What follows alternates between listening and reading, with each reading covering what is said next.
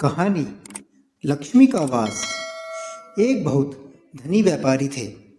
एक रात उन्होंने देखा कि लक्ष्मी जी उनसे स्वप्न में कह रही है, मैंने बहुत दिनों तक तुम्हारे यहाँ निवास किया है, अब तुम्हारा पुण्य समाप्त हो गया है।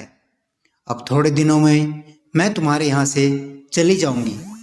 मुझसे जो भी मांगना हो मांग लो। व्यापारी बोले, मैं अपने परिवार से सलाह करके आपको कल बताऊंगा।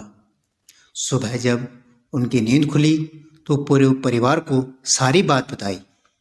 क्या मांगा जाए, इसके बारे में सबके अलग अलग विचार थे। कोई कह रहा था कि इतनी धन दौलत मांग लो कि पूरा जीवन आराम से बीत जाए, तो कोई कह रहा था कि जीवन भर के लिए अन्न मांग लो।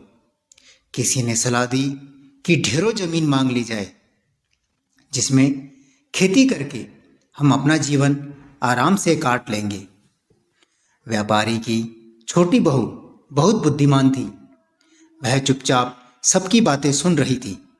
अंततः वह बोली, पिताजी, मेरे हिसाब से धन दौलत और खेती बाड़ी मांगना ठीक नहीं है, क्योंकि यह सब लक्ष्मी जी के साथ ही चला जाएगा। आखिर ये सब लक्ष्मी का ही हिस्सा है। हमें इनकी बजाय परस्पर प्रेम का वरदान मांगना चाहिए। अगर परिवार के सभी सदस्यों में प्रेम बना रहेगा तो बड़ी से बड़ी मुसीबत भी आराम से कट जाएगी।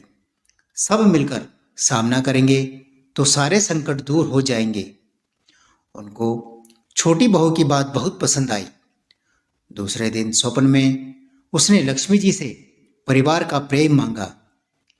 लक्ष्मी जी बहुत प्रसन्न हुई। उन्होंने कहा, जिस परिवार के सदस्यों में आपस में प्रेम होता है, कभी झगड़ा नहीं होता, वहां से मैं कभी जा ही नहीं सकती। इस प्रकार उनके घर में लक्ष्मी का वास सदैव के लिए हो गया। दोस्तों, हमें परस्पर प्रेम पूर्वक रहना चाहिए। जिन घरों में आपस में प्रेम नहीं होता, उन्हें देवता भी पसंद नहीं करते। एक बार स्वयं लक्ष्मी जी ने इंद्र को बताया था कि वे कहाँ निवास करती है। गुरुवो यत्र पूजन्ते यत्र वाहनम सुसंस्कृतम अदंत कलहो यत्र तत्र शक्र वसाम्यहम्। अर्थात जहाँ बड़ों और गुरुओं का सम्मान होता है, जहाँ सभ्यतापूर्वक बात की जाती है, जहाँ कलह नहीं होता, हे इंद्र, मैं वहाँ निवास करती हूँ। दोस्तों, सच ही तो कहा है। ये तो प्रैक्टिकल वाली बात है। किसी भी घर में देख लीजिए, जहाँ लड़ाई झगड़ा होगा वहाँ कभी शांति नहीं रह सकती, प्रेम नहीं होगा, धन नहीं होगा।